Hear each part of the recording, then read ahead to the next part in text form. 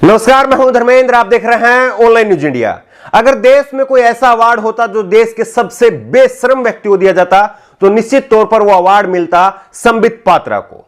मुद्दों से भटकाना, सवाल पूछने पर देशद्रोही कहना और सवाल का जवाब देने की बजाय सामने वाले व्यक्ति का चरित्र हनन करना, यह सारी खूबियां हैं संबित पात्रा की।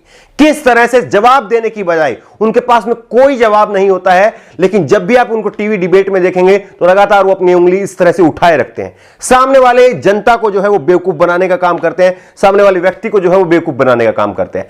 आज तक पर इंडिया टुडे पर एक डिबेट हो रही थी और इस डिबेट में आमने सामने थे संबित पात्रा और पवन खेड़ा। कांग्रेस के प्रवक्ता पवन खेड़ा और भाजपा के प्रवक्ता संबित पात्रा। किस तरह से पवन खेड़ा ने संबित पात्रा को एक्सपोज किया है आपको वो भी दिखाएंगे, सिलसिलेवार तरीके से आपको दिखाएंगे कि किस तरह से पवन खेड़ा ने एक्सपोज करने का काम किया है। और आप देखिए कि किस तरह से बेशर्मी के साथ में, किस तरह से बेहयाई के साथ में संबित पात्रा उनसे गंभीर सवाल पूछे जा रहे थे, लेकिन लगातार वो व्यक्ति लगातार हंसते जा रहे थे। आप देखिए कि किस तरह से पवन खेड़ा ने सवाल पूछा कि देश का बेरोजगार आज रो रहा है और संबित पात्रा हंस रहे थे।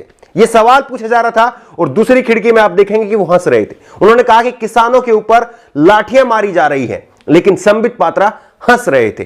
पवन खेड़ा ने कहा कि स्वामी अग्निवेश की आज मृत्यु हुई है और स्वामी अग्निवेश वो शख्स थे, वो शख्सियत थे जिनको संबित पात्रा के गुंडों ने झारखंड के अंदर मॉब लिंचिंग करके मारने की कोशिश की थी। खुलेआम सरेआम उनको मारा गया था। आज संबित पात्रा को खेद व्यक्त करना चाहिए, लेकिन संबित पात्रा उस व्यक्ति की मौत के ऊपर भी आज हंस रहे हैं। एक बार आप खुद से देखिए, इंडिया टुडे की ये डिबेट है, कुछ हिस्सा इंग्लिश में है, लेकिन फिर भी आपको समझ में आ जाएगा हाव भाव से और किस तरह से जो है वो संबित पात्रा के हाव भाव जो है वो कह रहे हैं, किस बेशर्मी के साथ में लगातार संबित पात्रा हंसते जा रहे हैं। एक बार आप पात्रा को हंसी आ रही थी। ये सोचना चाहिए कि संबित पात्रा अंदर से कैसे व्यक्ति है, अंदर से ऐसे कैसे व्यक्ति हैं, उनके अंदर ऐसा कितनी जो है वो काली गंदगी भरी हुई है जो उनके सवाल कुछ और पूछे जा रहे हैं और वो अंदर से किस बेहयाई के साथ में हंस रहे थे वो आपके सामने है। पवन खेड़ा ने कहा कि कई हफ्तों तक लगातार मीडिया जो है वो सुशांत सिंह, रिया चक्रवर्ती और कंगना के नाम पर जो है वो बहस करती रही और मीडिया जो है वो सरकार को घेरने की बजाय जो है वो विपक्ष को घेर रही थी और किसी न किसी तरह से कोशिश कर रही थी कि विपक्ष को जो है वो सुशांत सिंह, रिया और कंगना के मामले में फंसा दिया जाए और उसके बाद में एक हेडलाइन दोबारा से बनाई जाए, एक नैरेटिव दोबारा से बनाया जाए, लेकिन हमने उसमें हिस्सा नहीं लिया। लेकिन अब हमें लगा कि आपके शो पर आकर के जो मुद्दे हैं, बेरोजगारी को लेकर के जो मुद्दा है, किसानों के ऊपर जो लाठियां चलाई गई है वो मुद्दा है, चीन को लेकर के जो मुद्दा है उसको लेकर के हमें आपके चैनल पर आकर के एक आवाज उठानी चाहिए, लेकिन ऐसा होता हुआ अभी भी दिखाई नहीं दे रहा है। पवन खेड़ा ने सबसे बड़ा हमला किया मोदी और अमित शाह पर। पवन खेड़ा ने कहा कि इस देश की अगर असली टुकड़े टुकड़े गैंग कोई है तो वो मोदी और अमित शाह है, जो देश के लोगों को तोड़ रहे हैं और ऐसे समय में तोड़ रहे हैं जब देश खुद टूटने की कगार पर पहुंच रहा है। क्योंकि देश में इस तरह से जो समस्याएं निकल करके सामने आ रही है, बेरोजगारी की समस्या है, चीन की समस्या है, किसानों के ऊपर लाठियां चल रही है, ऐसी समस्याओं से देश खुद जो है वो अंदर ही अंदर टूट रहा है। लेकिन फिर भी मोदी और अमित शाह जो है वो असली टुकड़े टुकड़े गैंग है और वो देश के लोगों को एक दूसरे के सामने खड़ा कर रहे हैं, देश के लोगों को एक दूसरे का दुश्मन बना रहे हैं। देखिए किस तरह से संबित पवन खेड़ा ने जो है वो मोदी और अमित, लेकिन साथ ही साथ गोदी मीडिया को भी बेनकाब कर दिया। पवन खेड़ा ने कहा कि राजा नहीं चाहता है कि राजदीप सरदेसाई जो है वो मुद्दों के ऊपर बात करे, इसलिए आपको जो है सुबह से शाम तक रिया और कंगना रनौत की जो है वो बात करनी पड़ती है, क्योंकि राजा का आदेश है कि आप मुद्दों पर बात ना करिए।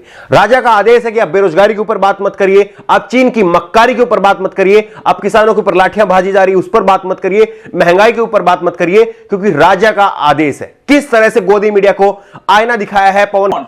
देश में जिस कदर से आज हालात बने हुए हैं, इन हालातों में चाहे सत्ता पक्ष हो चाहे विपक्ष हो, दोनों को एकजुट होकर के और मीडिया को भी एकजुट होकर के लोगों को जागरूक करना चाहिए। हम शुरुआत के दिनों से यह बात कह रहे हैं, कोरोना महामारी के दिनों से यह बात कह रहे हैं, और जो जायज सवाल है वो मीडिया को भी उठाने चाहिए, विपक्ष को भी उठाने चाहिए और सरकार को भी सुनना चाहिए। लेकिन ऐसा होता नहीं है। होता यह है कि टीआरपी की दौड़ में मीडिया अपना गंदा खेल कर रही है और वहीं बीजेपी के प्रवक्ता और संबित पात्रा जैसे लोग जो हैं उस सवालों का जवाब देने की बजाय मुद्दों को ऐसे भटका देते हैं, ऐसे उलझा देते हैं और ले जाकर के सवाल पूछते हैं। सवाल को जो है वो उठा करके रख देते हैं सोनिया गांधी पर। सोनिया गांधी इटली से आई है, कहां से जो है वो मुद्दा कहां पर ले जाकर के ये लोग छोड़ देते हैं। क्या आप बताइए कि इन सब मुद्दों से देश का भला होगा? क्या इन सब बातों से देश की जो समस्याएं हैं वो खत्म हो जाएंगी, या वाकई जो है उन पर सुन करके, उन मुद्दों को सुन करके, उन पर काम करके उनको खत्म किया जा सकता है? लेकिन संबित पात्रा और बीजेपी के जो प्रवक्ता हैं उनका एक ही जो है वो पढ़ाई हुई है कि आपको मुद्दों पर बात नहीं करनी है, आपको सवाल का जवाब नहीं देना है, बल्कि सवाल के जवाब में एक और सवाल जो है वो खड़ा कर देना है।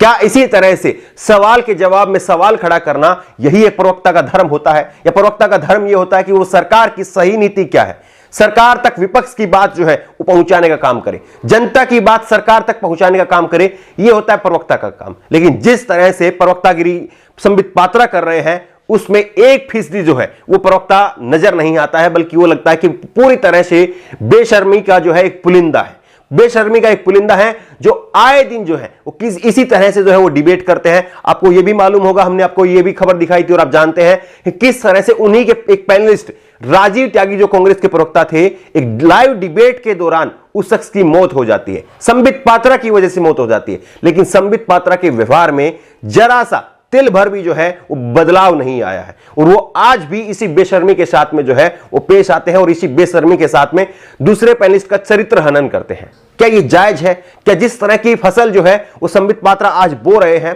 क्या उसको जो है वो आने वाली पीढ़ियों को जो है वो काटना नहीं पड़ेगा?